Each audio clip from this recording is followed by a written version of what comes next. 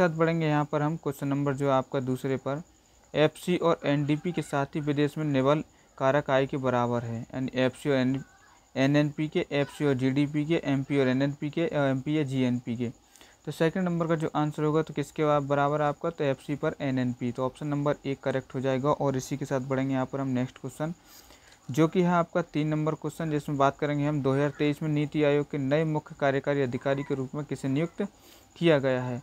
Parameswaran Iyer, BVR Subramaniam, Rajiv Kumar, Amitabh Kant को। तो 3 number की हम बात करेंगे तो राइट आंसर क्या हो जाएगा, बीवीआर सुब्रमण्यम को जो है यहाँ पर नए मुख्य कार्यकारी अधिकारी किसके, नीति आयोग के। तो ऑप्शन नंबर 2 करेक्ट हो जाएगा।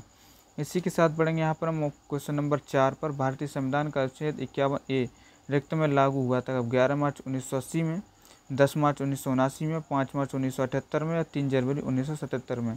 कब लागू हुआ था ये, तो 4 नंबर की हम बात करेंगे 3 जनवरी 1977 को अनुच्छेद 51A जो है लागू हुआ था। तो ऑप्शन नंबर 4 करेक्ट हो जाएगा। और इसी के साथ बढ़ेंगे नेक्स्ट क्वेश्चन, जो कि आपका 5वां नंबर, किसी देश के सकल घरेलू उत्पाद के जो है यहाँ पर डबल हो गया है, मूल्य को प्राप्त करना संभव है, मुद्रा का कौन सा कार्य यहाँ लागू होता है, संचय मूल्य, विनिमय माध्यम, लेखा की इकाई, आस्थगित भुगतानों के मानक। यहाँ पर राइट आंसर 5वें का क्या होगा, तो 5वें का राइट आंसर हो जाएगा यहाँ पर 3, लेखा की इकाई। तो ऑप्शन नंबर 3 बिल्कुल करेक्ट हो जाएगा। और इसी के साथ बढ़ेंगे यहाँ पर हम आपका जो है यहाँ पर 6 नंबर क्वेश्चन पर, एस्टर में किस प्रकार की गंध होती है, फूलों की सुगंध, फलों जैसी मीठी महक, सड़े अंडे जैसी गंध या तीखी गंध। कैसी होती है एस्टर में गंध, वो आपको बतानी है। तो 6 नंबर की हम बात करेंगे तो राइट आंसर आपका क्या हो जाएगा यहाँ पर, तो वो हो जाएगा यहाँ पर 6 नंबर का सेकंड, यहाँ पर जो आपका फलों जैसी मीठी गंध होती है। तो ऑप्शन नंबर यहाँ पर 2 सही हो जाएगा। और इसी के साथ पढ़ेंगे यहाँ पर हम क्वेश्चन नंबर 7, यहाँ पर बात करेंगे गैरकानूनी गतिविधियों रोकथाम अधिनियम, जो आतंकवादी गतिविधियों में शामिल व्यक्तियों और संघों की कुछ गैरकानूनी गतिविधियों के लिए अधिक प्रभावी रोकथाम का प्रावधान करता है, को भारत में पहली बार किस वर्ष लागू किया गया था, 1967, 2014, 1947, 1991 में। 7वें नंबर की हम बात करेंगे तो राइट आंसर यहाँ पर क्या हो जाएगा आपका, जो 1967 में से लागू किया गया था। तो ऑप्शन नंबर 1 करेक्ट हो जाएगा। बढ़ेंगे यहाँ पर 8वें नंबर क्वेश्चन पर, जिसमें आपसे बात की गई यहाँ पर कि भारतीय संविधान में निम्नलिखित में से किसे संवैधानिक उपचार की अधिकार में जो है वर्गीकृत किया गया है, अनुच्छेद 31 से 34 में, अनुच्छेद 33 से 36 में, या फिर अनुच्छेद 32 से 36 में, या फिर अनुच्छेद 32 से 32 में सॉरी। तो 8 नंबर का जो आंसर होगा, तो जो यहाँ पर संवैधानिक उपचार के अधिकार हैं वो अनुच्छेद 32 से 35 में है। तो ऑप्शन नंबर 4 बिल्कुल करेक्ट आपका हो जाएगा। 9 नंबर क्वेश्चन पर आते हैं, क्योटो प्रोटोकॉल की पहली प्रतिबद्धता अवधि का लक्ष्य कितनी ग्रीन हाउस गैसों का उत्सर्जन 1990 स्तरों से 5.2% तक कम करना है, 7, 10, 8 या 6। यहाँ पर राइट आंसर क्या होगा यहाँ पर, तो आपका जो 9वां क्वेश्चन है उसका राइट आंसर हो जाएगा 6 यहाँ पर। तो ऑप्शन नंबर 4 बिल्कुल करेक्ट आपका हो जाएगा। इसी के साथ बढ़ेंगे यहाँ पर हम 10वें नंबर क्वेश्चन पर, निम्नलिखित में से किस फसल को उत्तम अनाज में वर्गीकृत किया गया है, रागी, मक्का या गेहूं या फिर बाजरा। तो यहाँ पर बात करेंगे 10वें नंबर क्वेश्चन की, तो राइट आंसर क्या हो जाएगा, जो गेहूं है जिसको उत्तम अनाज के रूप में वर्गीकृत किया गया है। तो ऑप्शन नंबर 3 बिल्कुल करेक्ट हो जाएगा। क्लास अगर आपको पसंद आ रही तो लाइक करेंगे, चैनल को सब्सक्राइब करेंगे और सभी दोस्तों के पास शेयर जरूर करेंगे, क्योंकि एसएससी सीएचएसएल के जो पेपर आने वाला है उसके प्रीवियस ईयर जीएस के जो क्वेश्चन मैं करा रहा हूँ बहुत ही इंपॉर्टेंट है। आपको इससे अंदाज़ा मिलेगा कि किस तरह का जीएस एग्जाम में पूछा जा रहा है। अगर किसी भी सब्जेक्ट के अगर आप और चाहते हैं क्वेश्चन प्रीवियस ईयर के या किसी भी एग्जाम के, तो आप कमेंट बॉक्स में बता सकते हैं।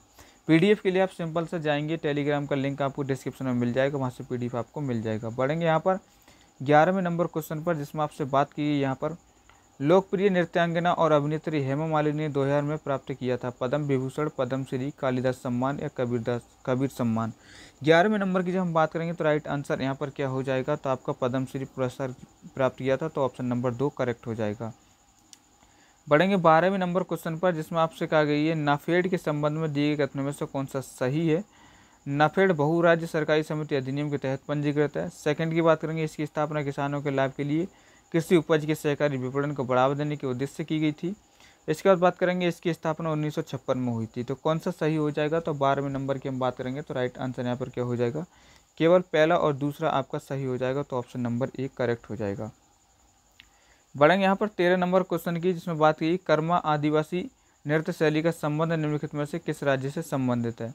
यानी जो नृत्य शैली आपकी आदिवासी नृत्य शैली जो कर्मा है कहाँ की जो है आदिवासी नृत्य शैली का संबंध है?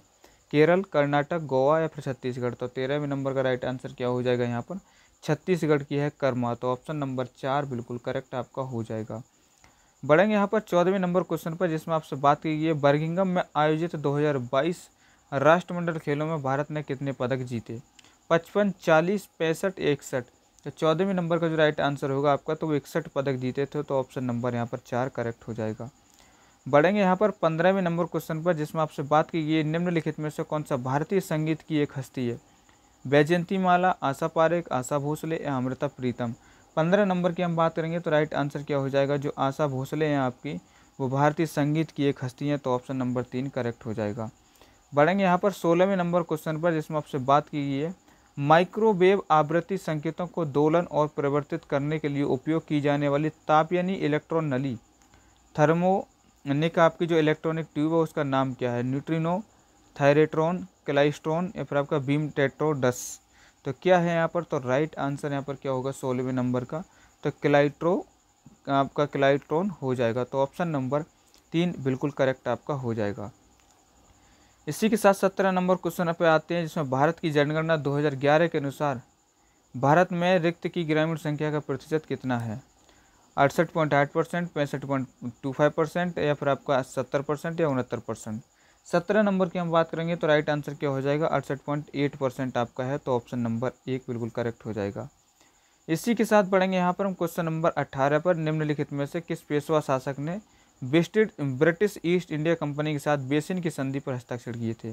माधवराव, बालाजी बाजीराव, नारायण राव, बाजीराव द्वितीय।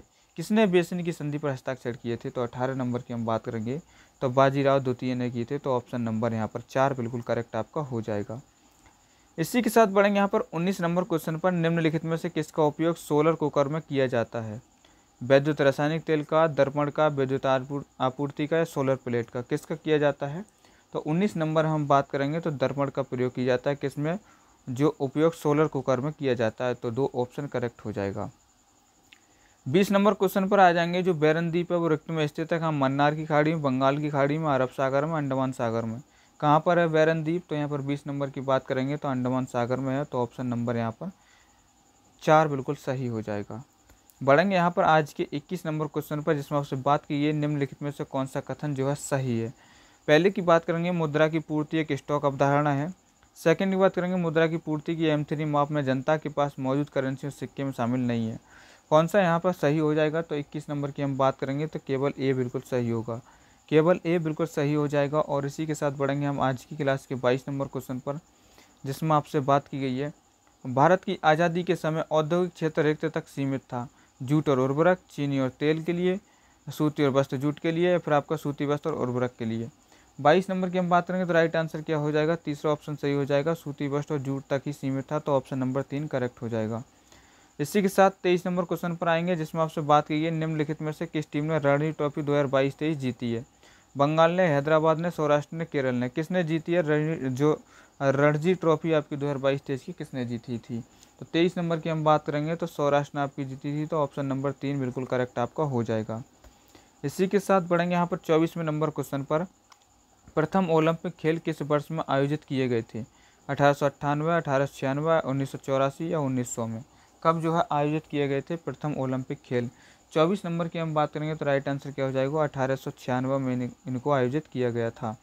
इसी के साथ बढ़ेंगे हम आज की क्लास का लास्ट क्वेश्चन, जिसमें आपसे बात की गई है 11वीं शताब्दी में निम्नलिखित में से किस चोल शासक की सेना बंगाल पर आक्रमण करने के लिए गंगा तक पहुंच गई थी? राजा धीराज प्रथम, राजेंद्र प्रथम, राजा प्रथम या विजयालय की? तो यहाँ पर बात करेंगे किसकी सेना थी जो बंगाल पर आक्रमण करने के लिए गंगा तक पहुँच गई थी? तो 25 नंबर की हम बात करेंगे तो राजेंद्र प्रथम की सेना थी।